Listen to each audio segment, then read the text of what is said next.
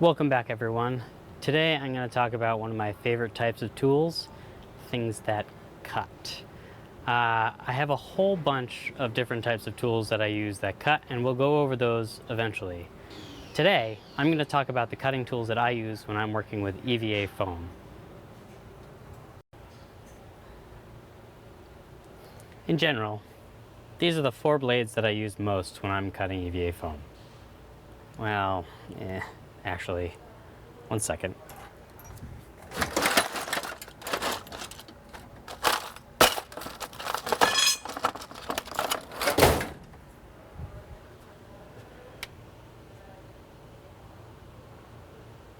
These are the 5 blades that I use most often. I guess that's not true either. One second. And there. I got that one. That one. And this one. This one. Knolling is important. So, I use a lot of knives. What can I say? But what we're going to do now is we're going to talk about all of them.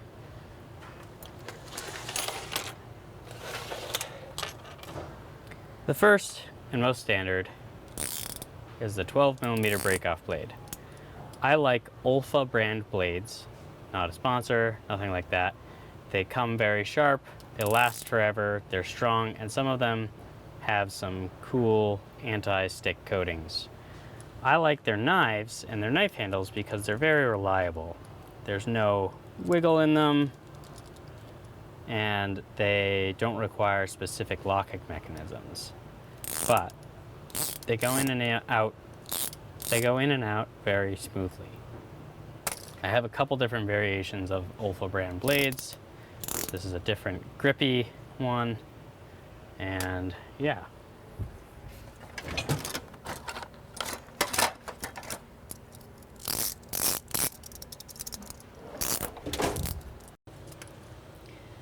The difference between an Olfa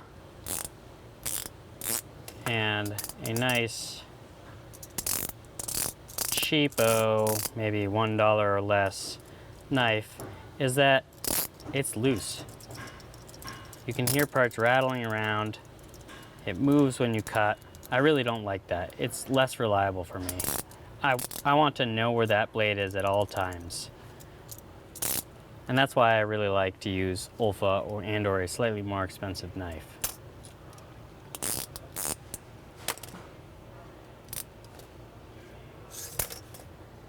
Next is the 18mm breakoff blade. This is a Stanley. I actually don't particularly like this knife because of a few reasons. It's designed to hold some additional spare blades in here, and that actually causes this to kind of move and come out. But Olfa does make a very nice 18mm breakoff blade, and I have misplaced it. So you get to see this right now. Story of my life. One really nice feature on this one is this locking nut. You slide it out, tighten this down, and you can actually keep that blade from moving at all. But try really hard it will, but you really won't ever need that. I use the 18mm blades to do nice, straight, long cuts.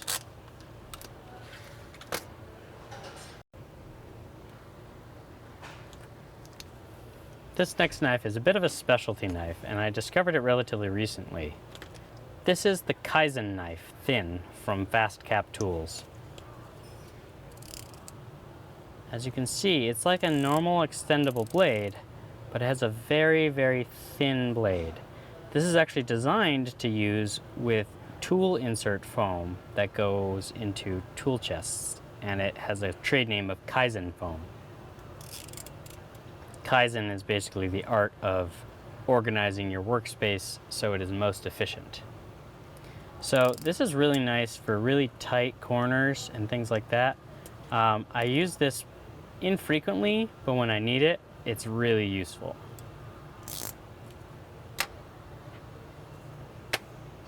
Your standard Exacto knife. takes a number 11 blade or different shapes, but I prefer number 11 blades because they have a very sharp tip on them. I think this is enough said. I actually like the ones with the end screw that allow you to tighten and loosen the blade.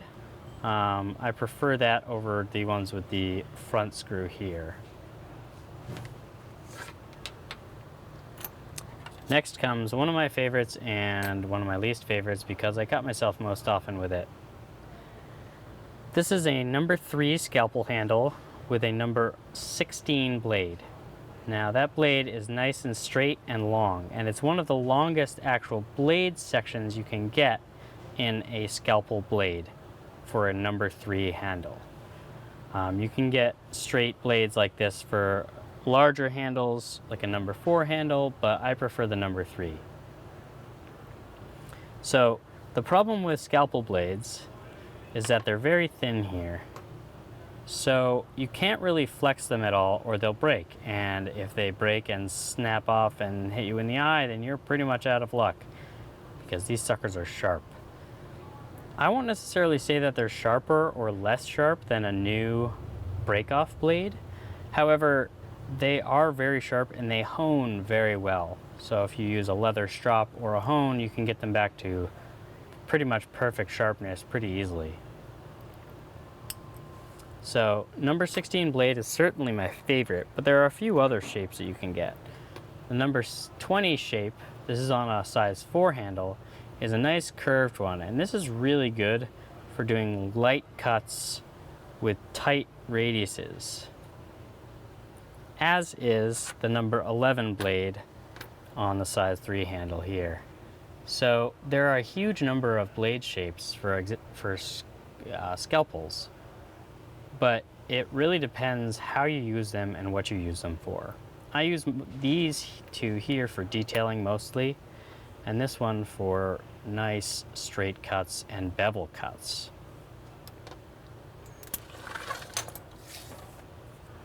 Last, this is a, oh, not last, I lied. Well, anyways, this is a shaper blade.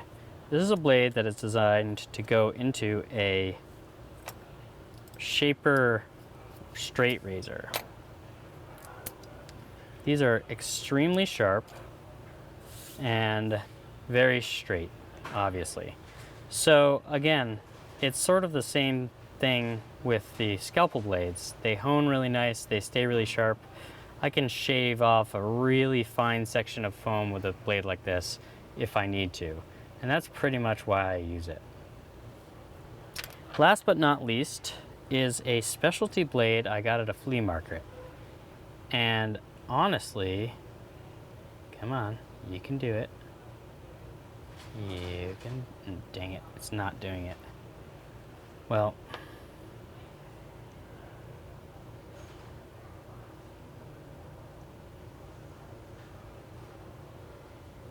come on, you can do it.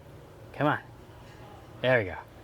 So this blade is very fine and is great for doing fine details that I'm going to basically etch out with the heat gun.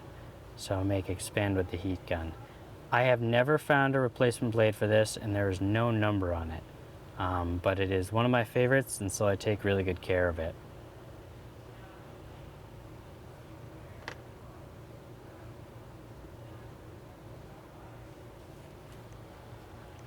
All of these are very sharp.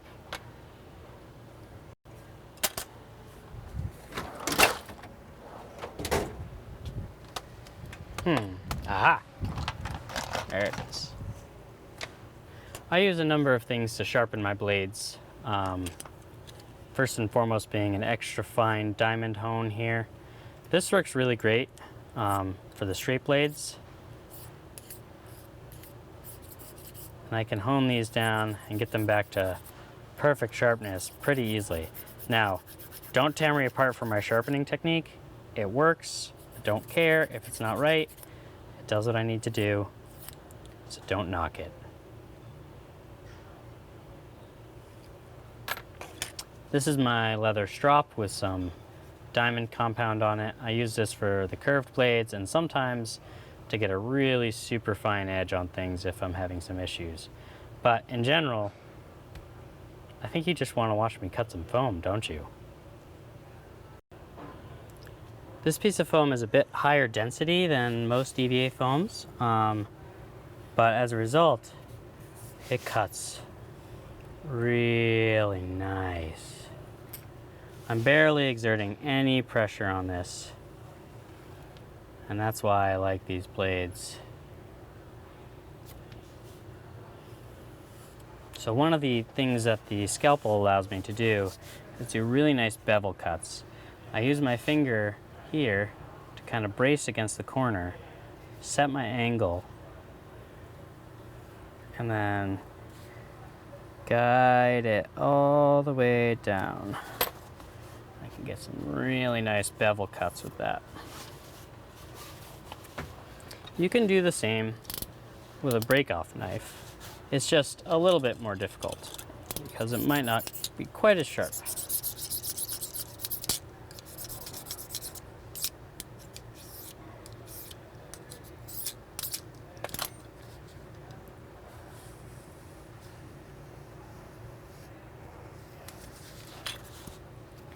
That just takes some practice though. A good example of this knife is if I wanted to score this.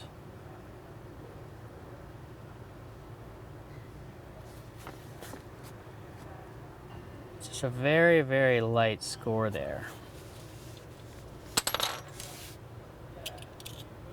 This knife, not very useful.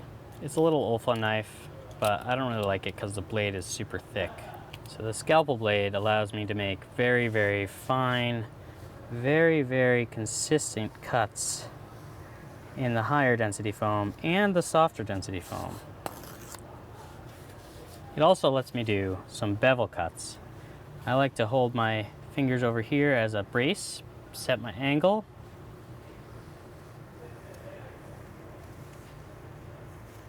now that's not a perfect bevel, but it looks pretty darn good, and it's better than I can usually do on a Dremel. The same will work for any of these knives, really.